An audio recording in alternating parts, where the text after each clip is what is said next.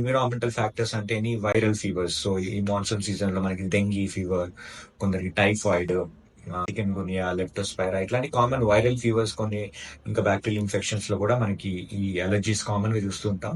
So ఇలాంటి features వచ్చినప్పుడు వెంటనే ఫీవర్ వల్ల కాబట్టి ఆ ఫీవర్ ఒక పీరియడ్ ఎప్పటి వరకు ఉంటుందో ఆ టైంలో మనం యూజువల్ గా ర్యాషెస్ చూస్తాం. సో కొందరికి డెంగీలో ఆ ప్లేట్లెట్స్ తగ్గి దానివల్ల ర్యాషెస్ వచ్చే ఛాన్సెస్ ఉంటాయి. సో వాళ్ళకి ప్లేట్లెట్స్ మానిటర్ చేసుకుంటూ ఫ్లూయిడ్స్ మంచిగా ఇస్తే వాళ్ళు వెంటనే రికవర్ అయిపోతారు, ఆ ర్యాషెస్ కూడా తగ్గిపోతాయి. సో ఫీవర్ విత్ ర్యాషెస్ కూడా చాలా కామన్ గా ఈ మాన్సూన్స్ లో చూస్తూ ఉంటాము. సో వాళ్ళకి కనుక ఫీవర్స్ మనం ట్రీట్ చేస్తే కనుక ఈ ర్యాషెస్ తొందరగా తగ్గిపోయే ఛాన్సెస్ ఉంటాయి. కొందరికి డస్ట్ అలర్జీస్ కూడా ఉంటాయి. బయట ఎనీ డస్ట్, ట్రాఫిక్ లో ఉన్న స్మోక్ కానీ, మైట్స్ ఏమన్నా మస్కిటోస్ కానీ, ఎనీ బైట్స్ వల్ల కూడా కొంత కామన్ గా అలర్జీస్ చూస్తుంటాం. సో అలాంటివి ఉంటే వెంటనే వాళ్ళు సివియర్ గా కనుక వాళ్ళకి ఉంటే కనుక మెడికేషన్ తీసుకుంటే వెంటనే దే విల్ రెస్పాండ్. కొన్ని ప్రికాషన్స్ లైక్ మాస్క్ పెట్టుకోమని చెప్తాము. బయటికి వెళ్ళినప్పుడు మాస్క్ పెట్టుకొని అలాంటి ప్రికాషన్స్ తీసుకుంటే ఖచ్చితంగా ఇలాంటి అవాయిడ్ చేయొచ్చండి.